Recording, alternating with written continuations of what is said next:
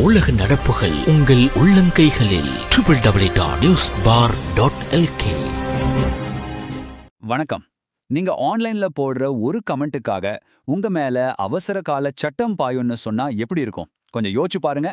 அரசாங்கம் சமீபத்துல போட்ட ஒரு உத்தரவு இந்த கேள்வியை ரொம்ப சீரியஸா எழுப்பியிருக்கு. ஆன்லைன்ல அவதூறு பண்றவங்களுக்கு எதிரா இந்த கடுமையான சட்டத்தை பயன்படுத்த போறதா சொல்லியிருக்காங்க. வாங்க இத பத்தி விரிவாக பார்க்கலாம். இந்த முழு விவாதத்தோட ஆரம்ப புள்ளியே இதான். பிரதியமைச்சர் சுனில் வட்டகல போலீசுக்கு கொடுத்த நேரடி உத்தரவு அவதூறான பிரச்சாரங்களை மேற்கொள்பவர்களுக்கு எதிராக அவசர கால சட்டத்தை நடைமுறைப்படுத்துங்கள். இது ஒரு சாதாரண அறிவிப்பு இல்ல.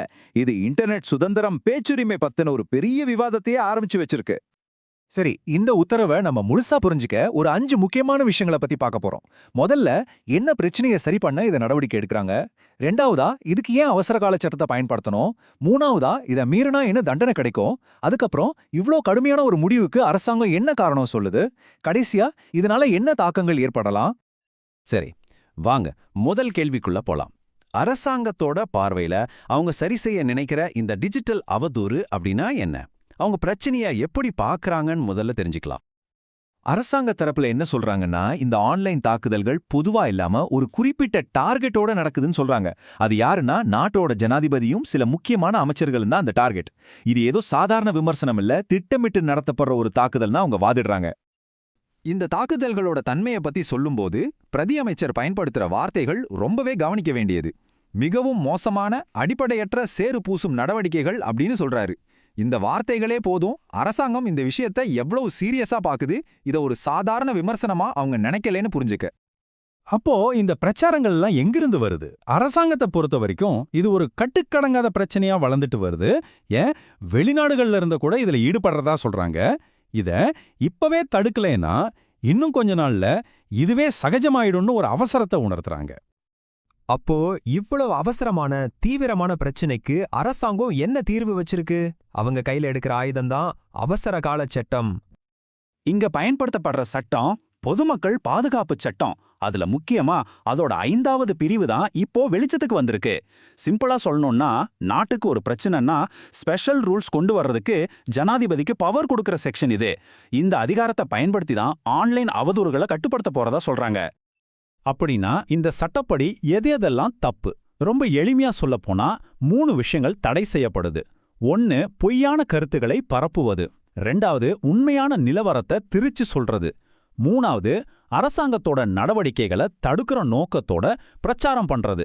நீங்க இது ஆன்லைன்ல பண்ணாலும் சரி, நேர்ல பண்ணாலும் சரி, ஏன் ஏஐ டெக்னாலஜியை யூஸ் பண்ணி செஞ்சாலும் சரி, எல்லாமே குற்றம்தான். சரி, சட்டம் என்னன்னு பார்த்தாச்சு, என்னெல்லாம் செய்யக்கூடாதுன்னு பார்த்தாச்சு. இப்ப ரொம்ப ரொம்ப முக்கியமான கேள்விக்கு வரோம். இந்த ரூல்ஸை மீறினா விளைவுகள் எப்படி இருக்கும்? தண்டனை எவ்வளவு கடுமையா இருக்கும்? தண்டனை ரொம்ப ரொம்ப கடுமையானது. ஒரே ஒரு தப்புக்கு 5 வருஷத்துக்கும் மேல ஜெயில் தண்டனை. இது ஏதோ சின்ன வார்னிங் மாதிரி இல்ல, ரொம்பவே சீரியஸான ஒரு விளைவு. அது மட்டும் இல்ல, தப்ப திரும்ப திரும்ப செஞ்சா தண்டனை இன்னும் அதிகமாகும். 10 வருஷம் வரைக்கும் கூட ஜெயில இருக்க வேண்டியிருக்கும். இந்த நம்பர்ஸே நமக்கு தெளிவா சொல்லுது அரசாங்கம் இதுல எவ்வளவு உறுதியா இருக்குன்னு. இவ்வளோ கடுமையான ஒரு சட்டத்தையும் தண்டனைகளையும் கொண்டு வர்றதுக்கு அரசாங்கம் சொல்ற காரணம் என்ன? எதுக்காக இந்த நடவடிக்கைன்னு அவங்க சொல்ற நியாயத்தை இப்ப பார்க்கலாம்.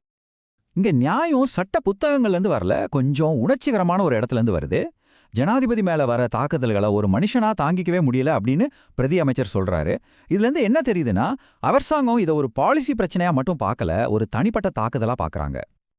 அப்போ இந்த ஆன்லைன் பிரச்சாரத்துக்கு பின்னாடி இருக்கிறவங்கள அரசாங்கம் எப்படி பாக்குது? அவங்கள சமூகத்தையே சீர்குலைக்கிற நோக்கத்தோட ஒரு வக்ர மனநிலையுடன் செயல்படுற கும்பல்னு அவங்க சித்தரிக்கிறாங்க. இது விமர்சனம் பண்றவங்களுக்கும் அரசாங்கத்துக்கும் நடுவுல இருக்கிற இடைவெளிய இன்னும் அதிகமாக்குது. ஆக மொத்தத்துல அரசாங்கத்தோட கடைசி வாதம் இதுதான். நாங்க பொதுமக்களுக்கு பாதுகாப்பு கொடுத்திருக்கோம், ஆனா சிலர் சட்டத்தை மீறி மக்கள் கருத்தை திசை திருப்ப பார்க்கறாங்க. அவங்க மேல கண்டிப்பா கடுமையான நடவடிக்கை எடுப்போம். இது கருத்து சுதந்திரம் பத்தினதில்ல, சட்டம் ஒழுங்கு பத்தின விஷயம். இதுதான் அவங்களோட ஸ்டாண்டு. சரி, அரசாங்கம் சொல்றதெல்லாம் கேட்டோம். இப்போ நமக்கெல்லாம் ஒரு முக்கியமான கேள்வி வருது. விமர்சனத்துக்கும் அவதூறுக்கும் நடுவுல இருக்கிற கோடு எது? அதை யார் வரையறுக்கிறது? இது மாதிரி அவசர கால சட்டங்கள் நாம ஆன்லைன்ல பேசுற விதத்தையும் நம்ம கருத்து சுதந்திரத்தையும் எதிர்காலத்துல எப்படி மாத்த போகுது? இதற்கான பதில் நம்ம ஒவ்வொருத்தர் கையிலையும் இருக்கு.